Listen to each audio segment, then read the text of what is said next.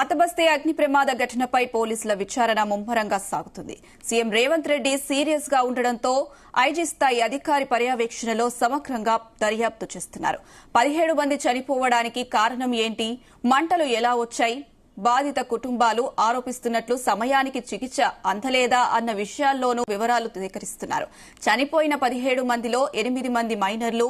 మంటలు వచ్చిన ఇంటి యజమాని ప్రహ్లాద్, అతని 4 సోదరులు వేసవి సెలవులను తన సోదరుడితో గడపడానికి కుటుంబంతో ఇటీవలే హైదరాబాద్ వచ్చాడు. ప్రహ్లాద్ సోదరుడు సైదాబాద్ లో ఉండే మరో ఫ్యామిలీ కూడా పెళ్లి వేడుక కోసం వచ్చింది. అందరూ నిద్రిస్తున్న సమయంలో తెల్లవారుజామున ఒక్కసారిగా మంటలు వచ్చాయి. మంటలు చూసి బయటకు వెళ్లడానికి ప్రయత్నించిన సాధ్యం కాకపోవడంతో కాలి బూడిదయ్యారు.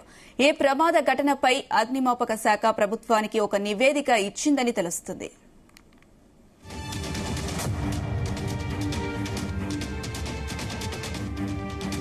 రైట్, ఇదే అంశం సంబంధించి మరిన్ని అప్డేట్స్ మా క్రైమ్ బ్యూరో చీఫ్ రవితేజ అందిస్తారు. రవితేజ, గుల్జార్ హౌస్ అగ్ని ప్రమాద ఘటన పైన ప్రభుత్వానికి అగ్నిమాపక అధికారులు ఒక నివేదిక కూడా సమర్పించినట్టుగా తెలుస్తుంది. ఆ నివేదికలో నిన్న జరిగినటువంటి అగ్ని ప్రమాదం ఘటన ఎక్కడి నుంచి ప్రారంభమైంది, దేని కారణంగా మంటలు చెలరేగాయి, ఎంతమంది చనిపోయారంటూ కూడా వివరాలన్నీ కూడా దీంట్లో మెన్షన్ చేయడం జరిగింది. ఈ ఘటనపై ఐజీ స్థాయి అధికారి నేతృత్వంలో విచారణ జరిపించారు పోలీసులు.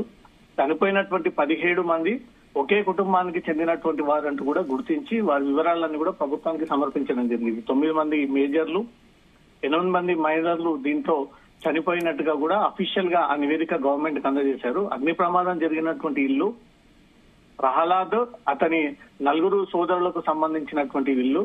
ఇటీవలే ఈ సోదరుడు మిగతా కుటుంబ సభ్యులంతా కూడా కేవలం టెంపరరీ ఉండడం కోసమే, ఒక వివాహానికి హాజరవ్వడం కోసము తన ప్రహ్లాద్ సంబంధించిన సొంత సోదరులు, వారి కుటుంబ సభ్యులంతా కూడా ఈ గుల్జార్ హౌస్ లో ఇంటికి చేరుకొని వీళ్ళు 2 రోజుల పాటు పెళ్లి కార్యక్రమాల్లో హాజరయ్యేందుకు అక్కడికి వచ్చి నివాసం ఉంటున్నటువంటి ఈ కారణంలోనే ఈ తెల్లవారుజామున నిన్న 6:15 ఈ అగ్ని ప్రమాదం జరిగింది. దీంట్లో ముందుగా 8 మంది తీవ్రంగా గాయపడము, వాళ్ళు అక్కడే చనిపోయి ఉండడము, మిగతా 7 మందిని ఆసుపత్రికి తీసుకెళ్లి ట్రీట్మెంట్ పొందుతున్నటువంటి క్రమంలో చనిపోయారు. వీళ్ళంతా హైదరాబాద్ కి చెందినటువంటి కొందరు, సైదాబాద్ కి చెందినటువంటి మరికొందరు, అక్కడే గుల్జార్ హౌస్ కి చెందినటువంటి వీరందరూ ఒకే కుటుంబానికి చెందినటువంటి వారు. పెళ్లి వేడుక కోసం అక్కడికి చేరుకొని పెళ్లి కార్యక్రమంలో అందరూ ఒకే దగ్గర ఉండి ఒకే దగ్గర నుంచి పెళ్లి వేడుకకు వెళ్లడం కోసమే ఈ 17 మంది వచ్చి ఆ గుల్జార్ హౌస్ లో ఏదైతే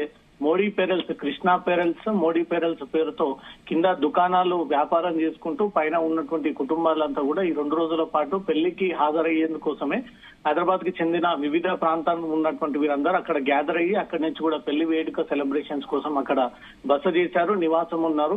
టెంపరరీ నివాసం కోసం మాత్రమే ప్రహ్లాద్ సంబంధించినటువంటి సోదరుడు, వారి కుటుంబ సభ్యులు, మిగతా 4 కుటుంబ సభ్యులు అందరూ కూడా అక్కడికి చేరుకోవడంతో ఈ ప్రమాదం జరిగింది. షార్ట్ సర్క్యూట్ కారణంగా ఈ మంటలు చెలరేగి ఇంట్లో ఉన్నటువంటి పేలుడు సిలిండర్, ఇతర ఎలక్ట్రిక్ వస్తువులన్నీ కూడా కాలిపోవడంతో మంటల తీవ్రత పెరిగి ఆ మంటల్లో చిక్కుకొని వీరందరూ కూడా చనిపోయారంటూ కూడా ఈ ఎంక్వైరీ రిపోర్ట్ ఇప్పటికే ప్రభుత్వానికి కూడా సమర్పించినట్టు తెలుస్తుంది. సునీత.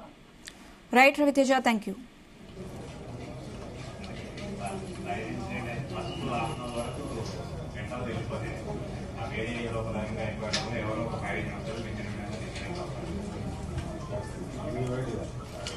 పాతబస్తీ అగ్ని ప్రమాద ఘటనపై పోలీసుల విచారణ ముమ్మరంగా సాగుతుంది. సీఎం రేవంత్ రెడ్డి సీరియస్ గా ఉండడంతో ఐజీ స్థాయి అధికారి పర్యవేక్షణలో సమగ్రంగా దర్యాప్తు చేస్తున్నారు. 17 మంది చనిపోవడానికి కారణం ఏంటి, మంటలు ఎలా వచ్చాయి, బాధిత కుటుంబాలు ఆరోపిస్తున్నట్లు సమయానికి చికిత్స అందలేదా అన్న విషయాల్లోనూ వివరాలు సేకరిస్తున్నారు.